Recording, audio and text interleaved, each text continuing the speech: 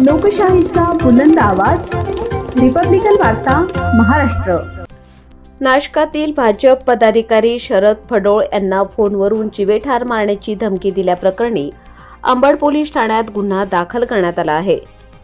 भाजप पदाधिकारी शरद फडोळ हे गुरुवार दिनांक 9 रोजी घरी असताना रात्री 11:15 वाजेच्या दरम्यान त्यांना अनोळखी व्यक्तीने फोन करून अवाच्य भाषेत शिवीगाळ करत गोळीबार करून ठार मारण्याची धमकी दिली।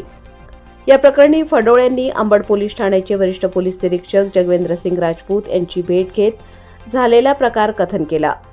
या प्रकरणी अंबड पोलीस ठाण्यात अदखलपात्र गुन्हा दाखल करण्यात आला असून पुढील तपास हवालदार सोमनाथ कुंड करत आहेत।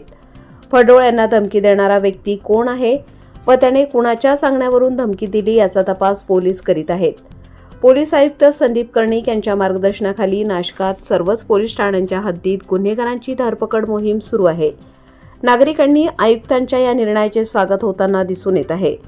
एकीकडे पोलिसांची उल्लेखनीय कामगिरी सुरू असताना फोनद्वारे राजकीय पदाधिकाऱ्याला जीवे मारण्याची धमकी देणाऱ्या संशयिताने एक प्रकारे पोलिसांना आव्हान दिल्याचे दिसून येत आहे।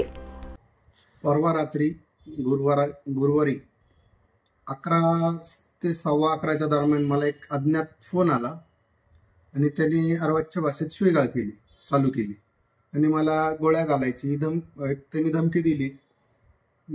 तू कसा बाहेर फिरतो, तू कुठं फिरतो, काय फिरतो, तर तो म्हणे मी तुझ्याकडे बघून घेतो आणि काय माझं एक सामाजिक कार्य चालू असताना मला बाहेरही फिरावं लागतं।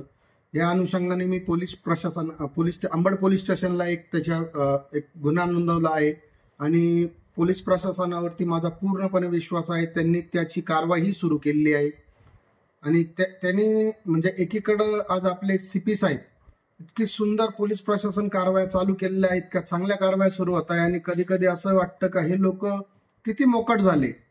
हे पुन्हा एक सामाजिक कार्यकर्त्याला फोन करून गोळ्या घालायची भाषा करता म्हणजे हे योग्य नाही। तरी माझी पोलीस प्रशासनाला पूर्णपणे विनंती आहे का जोही कोणी असेल, जीही कोणी व्यक्ती असेल तिला लवकरात लवकर त्यांनी पकडावं आणि ह्या प्रकरणाची पूर्ण शहानिशा करावी अशी मला पोलीस प्रशासनाला विनंती आहे।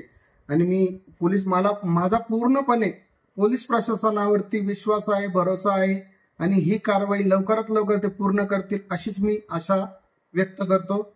जय रिपब्लिकन वार्ता महाराष्ट्र न्यूज साठी विशेष प्रतिनिधी आनंद आभाडे। Subscribe now and press the bell icon. Never miss an update.